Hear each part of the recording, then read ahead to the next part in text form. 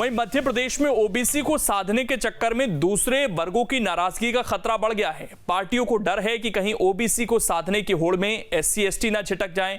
आखिरकार ये डर क्यों है, आइए इस रिपोर्ट के जरिए समझने की कोशिश करते हैं।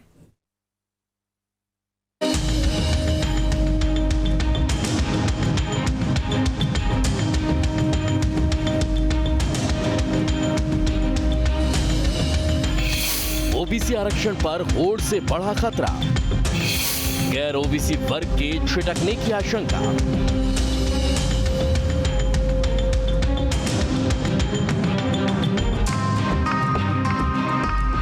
जिस प्रदेश की आधी आबादी ही ओबीसी की हो, वहां भला उन्हें साधने की होड़ क्यों न मचे।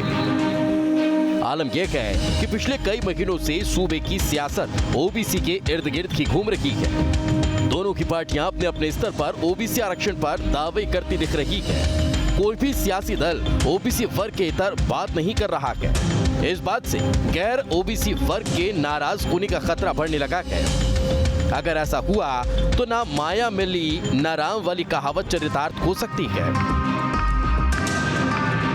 कांग्रेस पार्टी ने हमेशा सामाजिक लड़ाई लड़ी है, सामाजिक कल्याण की लड़ाई लड़ी है और किस तरह से सबको सबका अधिकार मिले इसकी लड़ाई लड़ी है। हमने हर वर्ग को उसका अधिकार देने की बात करी है। भारतीय जनता पार्टी राजनीति के चक्कर के अंदर क्या कर रही है वो सब जानते हैं। अधिकार नहीं देते हुए कुछ लोगों को उपकृत करके पूरे समाज को उपकृत मान लेना, और हमारा ये मानना है कि हर एक वर्ग जो है वो उपकृत हो, उसको जो उसके अधिकार हैं वो मिले। तो हम एक समानता, सामाजिक समानता की लड़ाई लड़ते हैं, वो हमेशा से लड़ते हैं, अभी भी लड़ रहे हैं। कोई वर्ग हमसे नाराज नहीं है। ये सारी चीजें जनता देख रही है और भारतीय जनता पार्टी को अब हर वर्ग जो है वो उखाड़ के बाहर फेंकने के लिए दृढ़ संकल्पित है। देखिए, भारतीय जनता पार्टी किसी एक वर्ग, एक जाति, एक पंथ, एक मजहब के लिए नहीं, सबका साथ, सबका विकास, सबका विश्वास और सबके प्रयास को लेकर आगे बढ़ने वाली पार्टी है। ये वही पार्टी है जिसने सामान्य वर्ग के निर्धनों के लिए 10% आरक्षण देने का काम किया।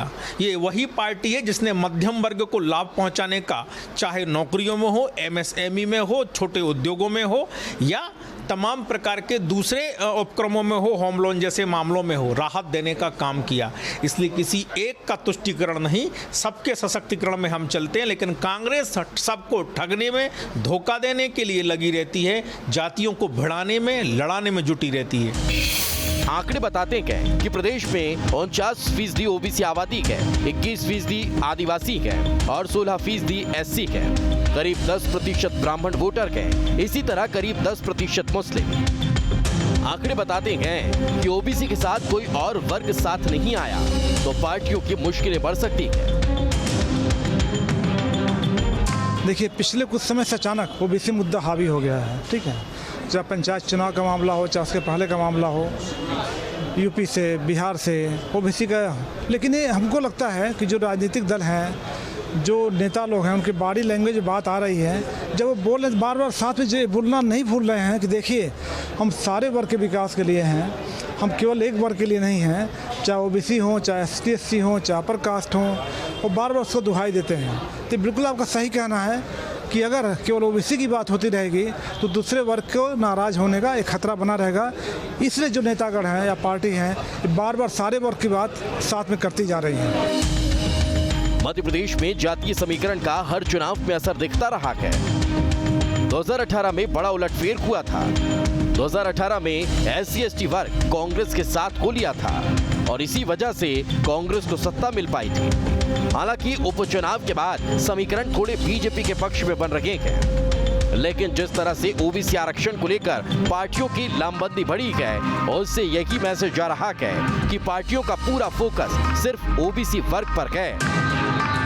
गैर ओबीसी वर्ग को ये बात खटक रही है। अगर ऐसी ही स्थिति आगे भी बनी रही तो निकाय के साथ साथ 2023 के चुनाव में भी इसका असर देखने को मिल सकता है। मध्य प्रदेश में ओबीसी वर्ग को लेकर लंबे वक्त से सियासत देखने को मिल रही है।